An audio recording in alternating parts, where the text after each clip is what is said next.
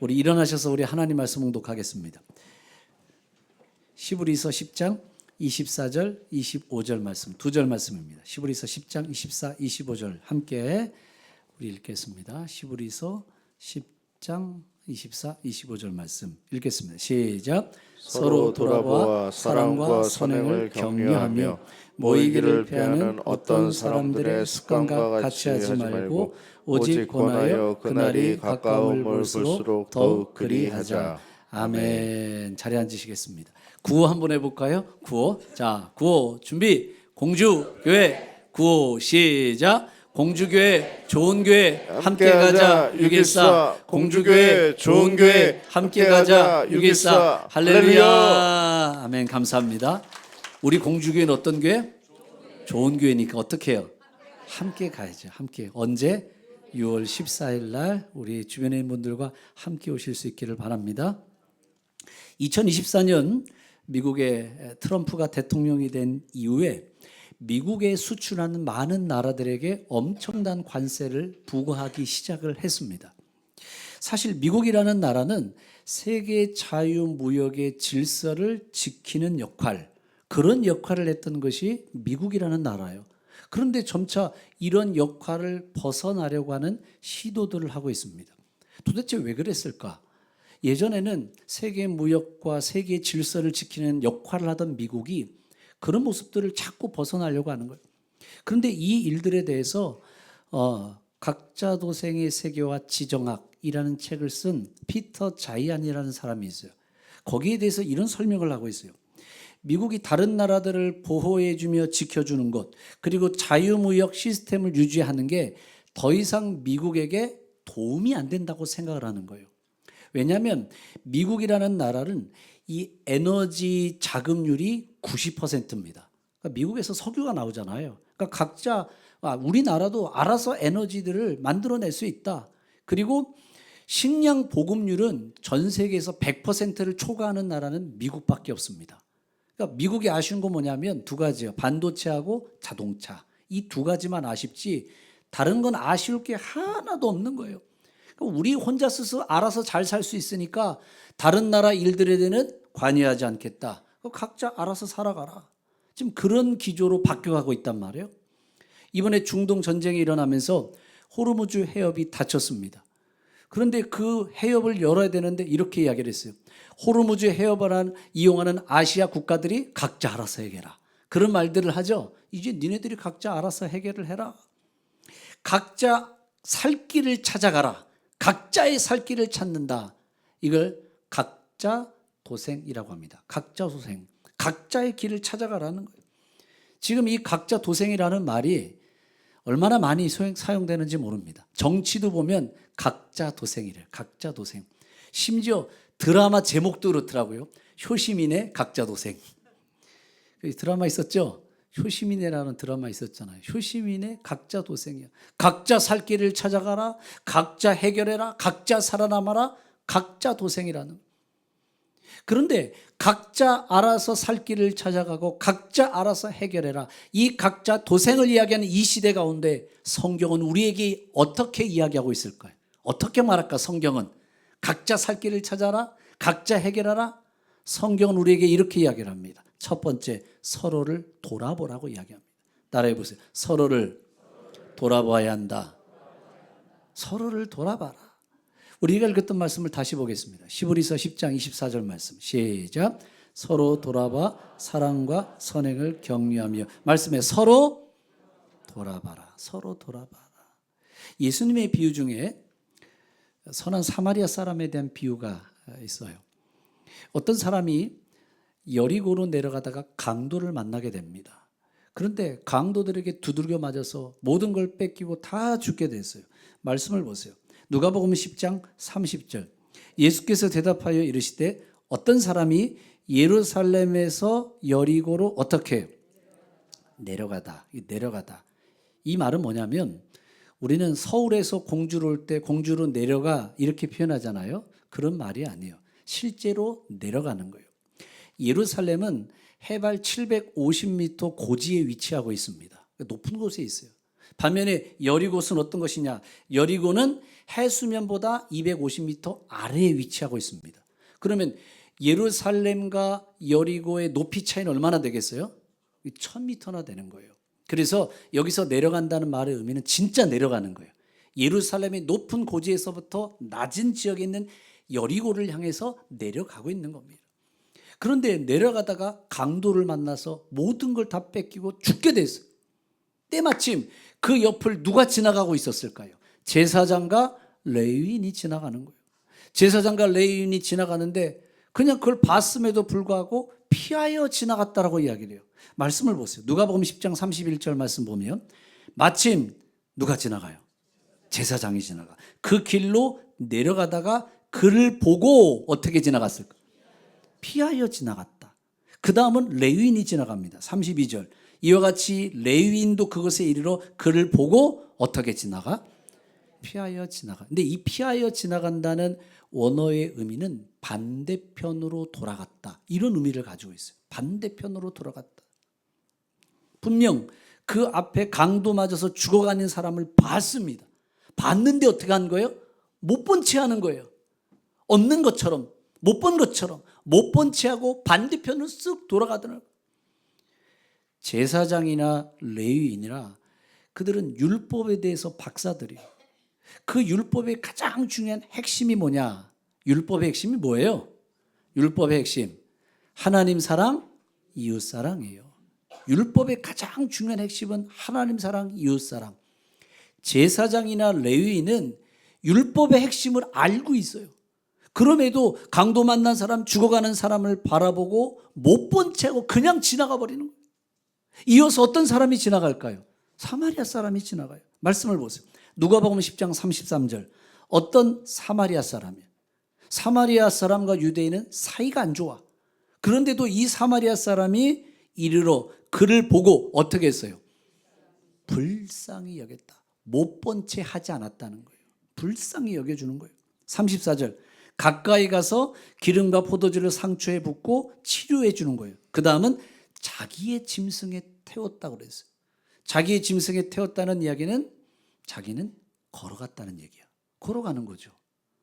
자기 짐승에 이 강도 만난 사람을 태워주고 자기는 걸어가는 겁니다. 그리고 주막으로 가서 돌봐줘요. 35절. 이튿날 그 주막 주인에게 데나리온 2를 주면서 잘 돌봐줘라 부탁을 해요. 비용이 더 들면 내가 돌아와서 갚아주겠다. 이걸 통해서 할 수 있는 건 뭐예요? 이걸 통해서 할 수 있는 건 이 주막 주인과 사마리아 사람은 친하다는 걸 알 수 있어요. 친하니까 부탁하지. 친하지도 않는데 어떻게 부탁을 해요? 그리고 부탁을 했는데 이 주막 주인은 거절하지 않았어요. 거절하지 않는단 말이에요. 아, 그렇게 하십시오. 그 이야기는 이 주막 주인은 사마리아 사람의 인품을 알고 있는 거예요. 아, 이 사람은 정말 인품이 좋은 사람이야. 분명히 돌아와서 필요한 비용을 갚아줄 거야. 주막 주인은 그걸 알고 있는 거예요. 이 사마리아 사람의 인품은 어떤 인품일까요? 돌아보는 마음, 못 본 채 하지 않는 마음, 그 인품을 가지고 있는 거예요. 우리가 읽었던 시브리서 10장 24절, 서로를 돌아봐. 자꾸 돌아보는 거예요. 우리가 살아가는 이 시대를 보세요. 이 시대는 각자 도생의 시대야. 각자 살 길을 찾아가라. 각자 알아서 네가 해결해라. 이기주의가 있고 개인주의가 팽배하고 옆에서 사람이 쓰러져 가도 아무런 관심을 갖지 않아요. 못 본 채 하고 지나가는 거예요. 제사장과 레위의 모습이 우리의 모습이라는 거예요. 이런 우리의 각자 도생의 시대를 살아가는 우리에게 서로를 돌아보라는 거예요. 못 본 채 하지 말라는 거예요. 우리 공주교회 성도들이 서로를 돌아볼 수 있기를 바랍니다. 못 본 채 하는 마음이 아니라 본 채 하는 모습들, 우리 안에 그 마음이 있기를 주님의 이름으로 축복합니다. 일전에 인터넷에서 우산천사라는 제목으로 한 장의 사진이 올라왔는데 많은 사람에게 감동을 줬어요. 이 경기도 안산에 있었던 일이에요. 비가 억수같이 막 쏟아지고 있는데 어떤 어르신 한 분이 니아가를 끌고 비를 맞으며 지나가고 있습니다. 그런데 젊은 여성이에요. 이 젊은 여성이 그걸 보면서 우산을 씌워주는데 그 우산을 자기 쪽이 아니라 어느 쪽으로 더 기울였어요. 사진 한번 다시 보여줘 보세요. 이 우산을 어느 쪽으로 기울였어요? 할아버지 쪽으로 더 우산을 기울였잖아요. 자기는 비를 다 맞아가면서도 저분을 가시는 곳까지 끝까지 모셔다 드린 거예요.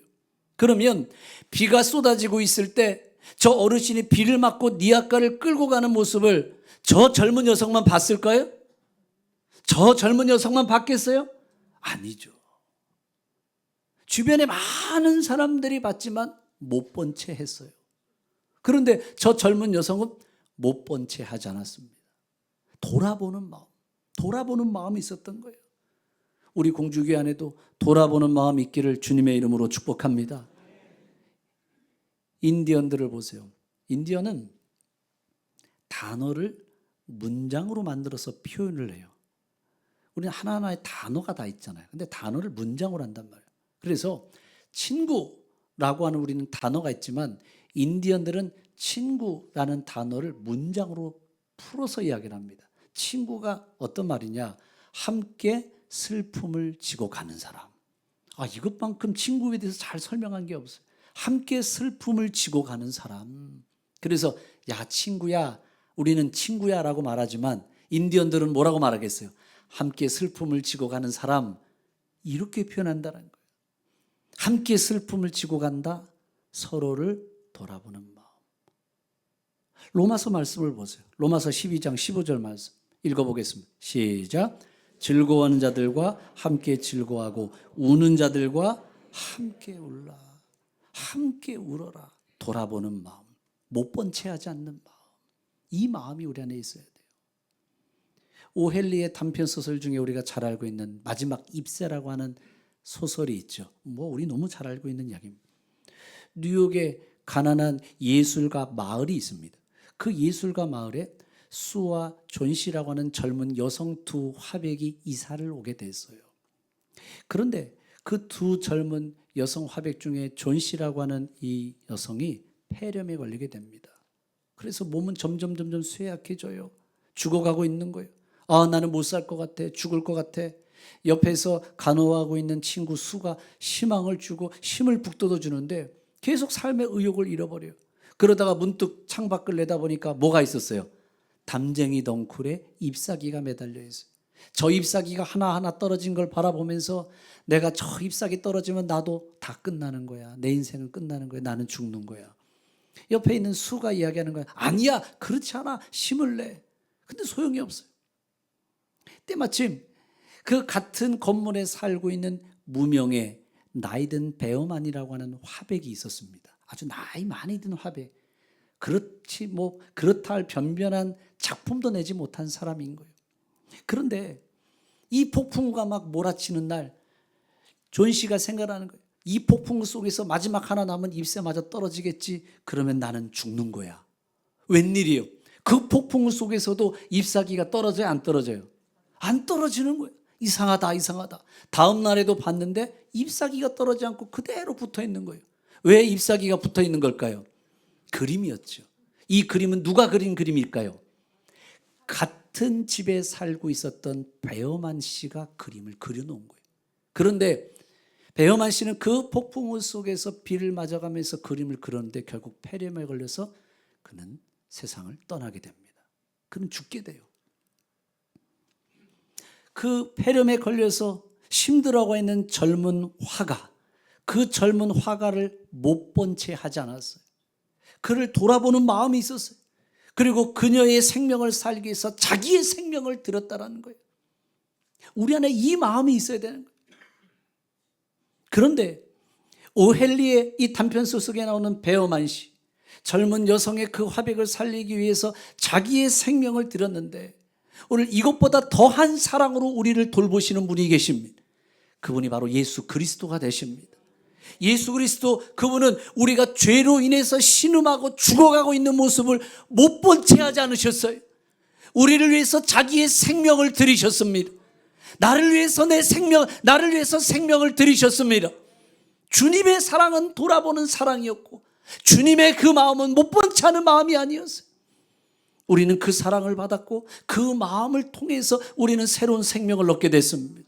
자, 그렇다면 여러분, 우리가 그 마음과 그 사랑을 받았다면 우리도 마찬가지 아닐까요? 우리도 주변 사람을 향해서 돌아보는 마음 있기를 축복합니다. 돌아보는 마음 있기를 바랍니다.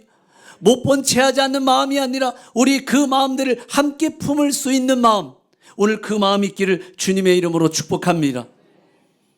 두 번째, 각자 도생을 이야기하는 오늘날 이 시대 가운데 성경은 우리가 어떻게 살기를 원하실까요? 격려하며 살라는 거예요. 따라해 보세요. 격려해야 한다. 말씀을 보세요. 히브리서 10장 24절, 서로 돌아보아 사랑과 선행을 격려하라고 해서 격려. 이 리더십 책 가운데 이 켄 블랜차드라는 사람이 쓴 칭찬은 고래도 춤추게 한다는 이야기가 있죠. 아니 고래조차도 칭찬을 받으면 춤을 춘다. 하물며 사람은 어떻겠냐라는 거예요.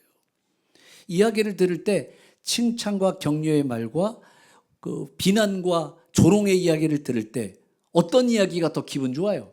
칭찬과 격려의 이야기가 있고 비난과 조롱의 이야기가 있어요. 어떤 얘기가 더 좋아요?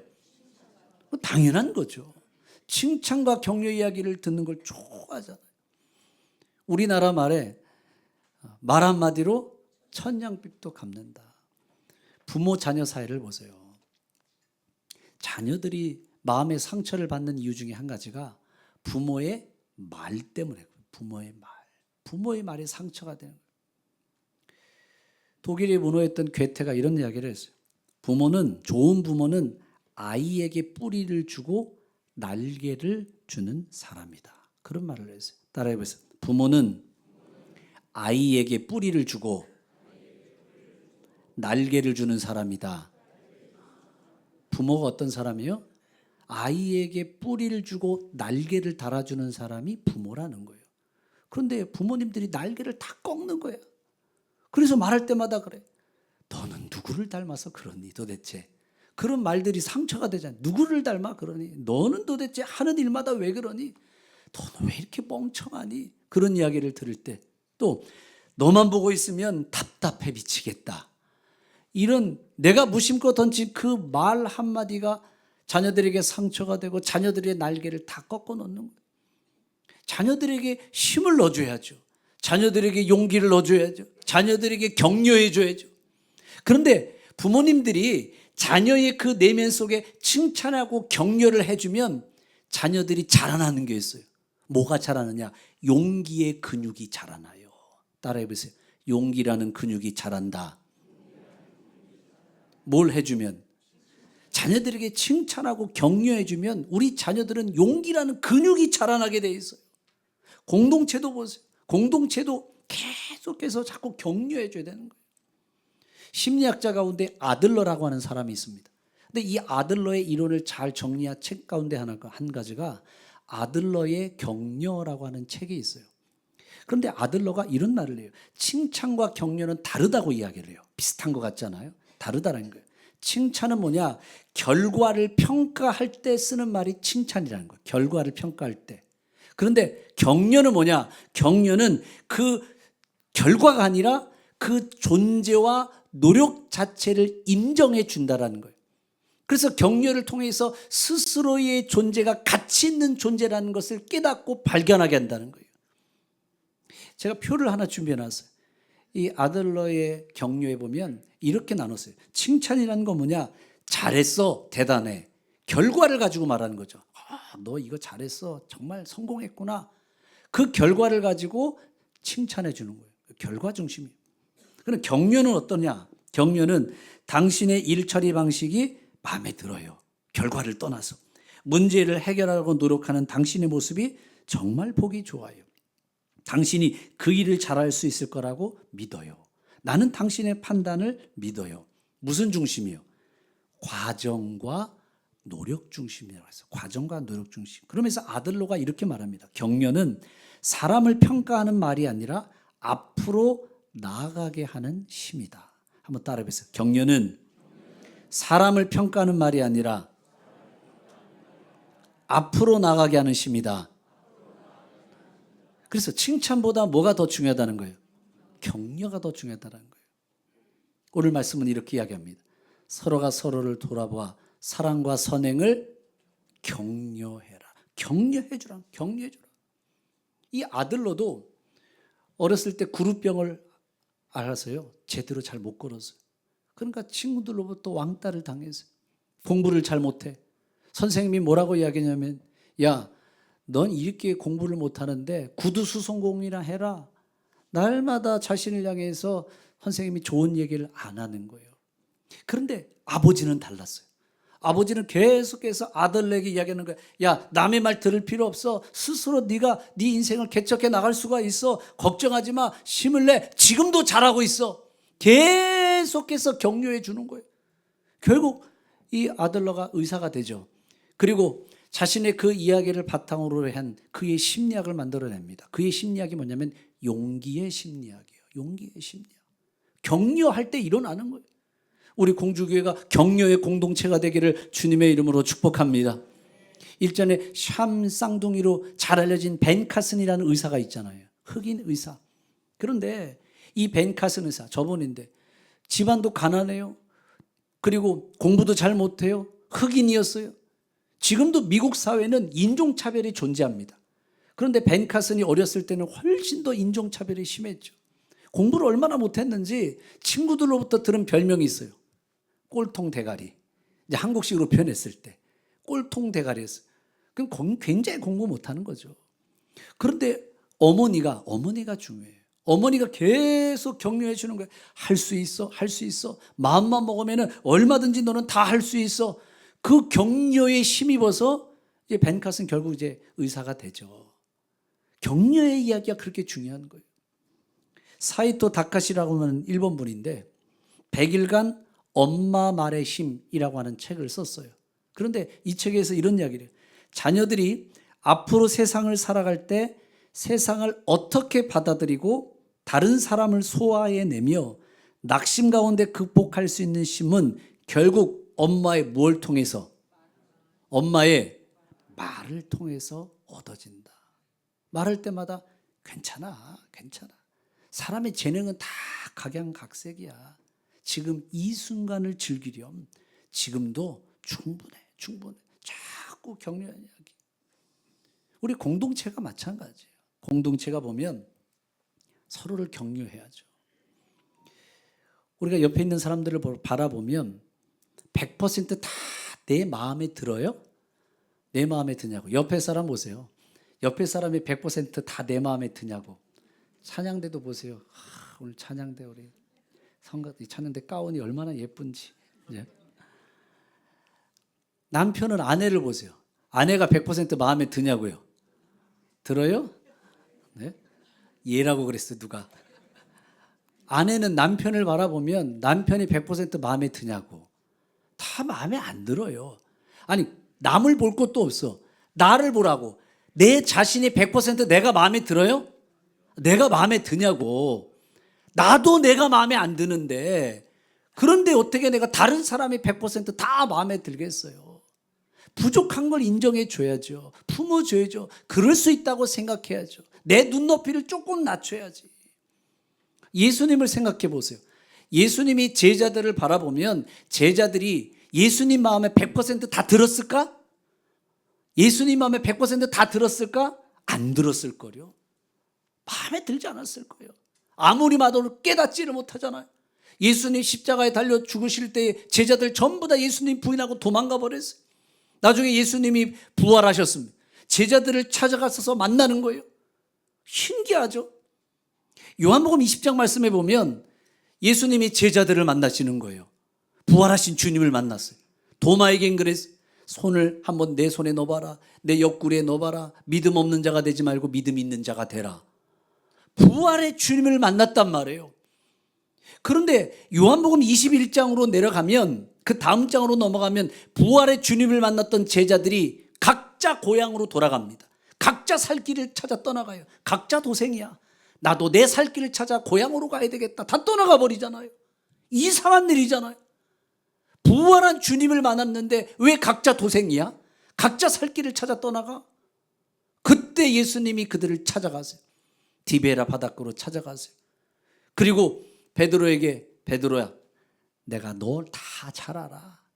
네가 나를 사랑하지? 네 양을 쳐라. 네 양을 먹여라. 격려해 주시잖아요. 만약에 거기에서 베드로를 향해서 정죄하고 비난했다면 베드로는 그 사명을 감당 못했을 거예요. 격려해 주니까 다시 일어나잖아요. 격려해 주니까 용기의 근육이 자라잖아요. 우리 공주교 성도들이 서로가 서로를 격려할 수 있기를 주님의 이름으로 축복합니다. 예수님의 족보도 보세요. 그 예수님의 족보를 보면 참 우리가 이해하기 어려운 내용들이 있어요. 이번에 김정신 장로님이 그 시리즈 4가지를 쭉 유튜브에다 올리셨더라고요. 그 예수님 족보 가운데 본 4명의 여인을 보세요. 먼저 시아버지와의 부적절한 관계 속에 있었던 다말, 이 다말이 예수님의 족보 안에 들어가 있죠. 그 다음은 기생 라합도 그 족보에 들어가고 있어요. 이방인이었던 롯도 들어가 있어요. 신기한 일이죠. 그 다음은 솔로몬의 어머니였던 누가 들어가 있어요? 밧세바가 들어가 있는 거잖아요. 도대체 이런 여인들이 왜 예수님의 족보 안에 들어가 있을까? 그거는 하나같이 다 부족하고 연약하지만 그것을 인정하고 품어주시는 하나님의 사랑이에요. 인정하고 품어주시는 하나님의 사랑. 그리고 격려해 주시는 거잖아요. 성도들이 목사를 바라볼 때 보세요. 성도들이 목사를 바라볼 때 목사가 다 마음에 들어요? 마음에 안 드는 부분도 있죠. 부족함도 있죠. 목사님이 왜 그래? 그래도 부족함을 인정하고 이해하고 받아주는 거예요. 설교를 잘 못해요. 아유, 그래도 목사님 아멘입니다. 아멘입니다. 그러면 말씀을 전하는 목사가 어떨까요? 힘이 나지. 힘이 나죠. 반대로 목사가 성도들을 바라보면 다 마음에 들까요? 마음에 들지 않는 모습도 있죠. 그런데 마음에 들지 않는데 대놓고 그런 얘기하는 거예요. 아니, 권사님 돼가지고 아직까지도 믿음이 그것밖에 안 돼요. 교회를 30년 40년 됐는데 아이고 결국 이 정도밖에 안 되고 있어요 라고 이야기를 하면 그 이야기를 듣고 변화가 될까요? 교회 나갈 걸 아마? 시험 들어서 나갈 걸? 잘하고 있어요. 너무 잘하고 있어요. 제가 보니까는 조금만 하면은 더 완벽해질 것 같아요. 자꾸 격려해 주는 거. 격려하면 힘이 되는 거잖아요. 바라볼 때마다 장로님 때문에 힘이 납니다. 권사님 때문에 힘이 납니다. 집사님 때문에 힘이 납니다. 한번 옆에 사람하고 한번 그렇게 한번 인사해 보세요. 당신 때문에 힘이 납니다. 네, 앞뒤로도 한번 해보세요. 당신 때문에 힘이 납니다. 그러면 힘이 되지 않아요? 아멘이십니까? 힘이 되잖아요. 당신 때문에 힘이 납니다. 자꾸 격려해 주는 거예요. 우리 공주교회가 서로를 돌아볼 수 있는 교회, 사랑과 선행을 격려할 수 있는 교회가 되길 주님의 이름으로 축복합니다. 각자 도생을 이야기하는 이 시대 가운데 말씀은 뭐라고 이야기하고 있을까요? 세 번째, 마음을 같이하여 모여야 합니다. 따라해 보세요. 마음을 같이하며 모여야 한다. 24절 말씀은 서로가 서로를 돌아봐 사랑과 선행을 격려하며 25절 모이기를 패한 어떤 사람들의 습관과 같이 하지 말고 권하여 오직 그날이 가까운 볼수록 더욱 그래하자. 여기 말씀을 보면 모이기를 패하는 어떤 사람들의 습관과 같이 하지 말라고 그랬어요. 모이기를 패한다. 이 모인다라고 말하는 원어를 알아야 돼요. 그럼 이게 무슨 말인지를 알아요. 이 모이기를 패한다는 이 모인다는 말이 에피시나고겐이라는 말이에요. 에피시나고겐. 이 말은 두 단어가 합쳐진 겁니다. 에피라는 말은 이 외에도, 그 외에도 이런 뜻인 거예요. 그 다음에 시나고게는 시나고게에서 온 말이에요. 시나고게는 회당이라는 뜻이에요. 회당. 그러니까 이 모임이라는 말은 무슨 이야기냐면 회당 이외의 모임을 말하는 거예요. 회당 이외의 모임을 하지 말라고 하는 사람도 있다는 거예요. 그러면 회당 이외의 모임이라는 건 뭐냐? 초대교회 성도들은 회당도 모였지만 어디서도 모였을까요? 집에서 모였어요. 집에서 모여서 뭘 했을까요? 주의 만찬을 나눴어요. 주의 만찬을 나눴다고. 성만찬을 했단 말이에요. 그런데 유대인들이 회당에만 모이는 게 아니라 초대교회 성도들이 어디서 모이는 거예요? 집에서 모여. 집에서 모여서 주의 만찬을 나누고 있어. 이거 하지 말라라는 거예요. 이거를 패하는 사람들이 있다라는 거예요. 그렇게 하지 말고 날마다 집에 모여서 뭘 하라는 거예요? 주의 만찬을 나누라는 그 이야기인 거예요. 우리가 계속해서 모여야 돼. 모일 때 힘이 있고, 모일 때 능력이 나타나고, 모일 때 서로를 돌아보고, 모일 때 서로 격려할 수 있기를 축복합니다. 모여서 주의 만찬을 나누라고 했어요. 그럼 구역 모임도 해야지. 구역 모임도. 초대교회가 가정에서 모인 것처럼 주의 만찬을 나눈 것처럼 우리도 함께 가정 안에서 구역 모임이 이루어져야죠. 모여서 오늘은 몇 장 성경 읽었어요? 구역 헌금 내세요. 그리고 내면 보고를 위한 모임이잖아요. 예배 전에만 잠깐 모여서 얼굴 보고 가. 그건 보고를 위한 모임이지. 그런 모임을 하나님은 원하지 않으세요. 우리의 모임은 모일 때 서로를 돌아봐라. 격려해 줘라. 그게 우리의 모임이라는 거예요. 한 주간의 삶을 나누고 기도 제목을 나누고 위로하고 우리의 마음을 서로 나눌 수 있는 모임, 그 모임이 돼야 돼. 우리 공주교회 구역 모임이 바로 이런 모임 되기를 축복합니다. 기도 모임이 계속 활성화되죠. 새벽 기도 모이시다. 새벽 기도 모임이 살아나야 되고 금요 기도의 모임이 살아나야 되고요. 또 전도하는 모임들도 계속 살아나야죠. 어떤 권사님이 그러시더라고요. 제가 교회 나온 지 60년 됐는데 처음으로 이번에 전도를 나가봤어요. 노방전도를 처음 나갔대요. 그런데 우리 거점 전도 가잖아요. 거점 전도를 갔는데 너무 기분이 좋아요. 제가 전도지를 나눠주는데 거의 대부분의 사람들이 거절을 안 하고 다 받더라고. 하나님이 역사하셨습니다. 그런 이야기를 하시더라고. 잘 되는 교회, 부흥하는 교회를 보세요. 잘 되는 교회, 부흥하는 교회의 특징은 모이는데 열심히 해요. 잘 모여요. 잘 모여. 기도 모임이 잘 되고 구역 모임이 잘 되고 기간 모임이 잘 되고 부흥하는 교회, 잘 되는 교회는 틀림없습니다. 잘 모이는 교회는 성령의 역사심이 있어요. 성령은 어떤 분이세요? 하나 되게 하시는 거예요.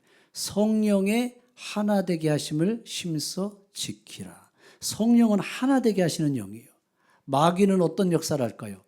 깨트리고 나누고 분열하게 만드는 거. 왜냐하면 도적질하고 죽이고 멸망시키는 게 악한 영의 역사라니까. 잘 모이는 교회, 성령의 역사하심이 있는 거예요. 우리 공주교회가 성령의 역사하심이 있고 잘 모이는 교회가 되기를 주님의 이름으로 축복합니다. 구역 모임이 부흥하고, 아멘. 구역 모임이 부흥하고, 기관 모임이 부흥하고, 기도 모임이 부흥할 수 있기를 축복합니다. 오늘 우리가 살아가는 이 시대를 일컬어서 각자 도생의 시대라고 이야기했어요. 각자 살 길을 찾아가라. 그러나 성경은 반대로 이야기를 하고 있어요. 서로를 돌아봐라. 격려해라. 모이는 데 힘써라. 우리 공주교회 성도들이 오늘 이 히브리서 10장 24절 25절 말씀을 기억하면서 모이는 데 힘쓰고 격려하고 또 서로를 돌아볼 수 있기를 주님의 이름으로 축복합니다.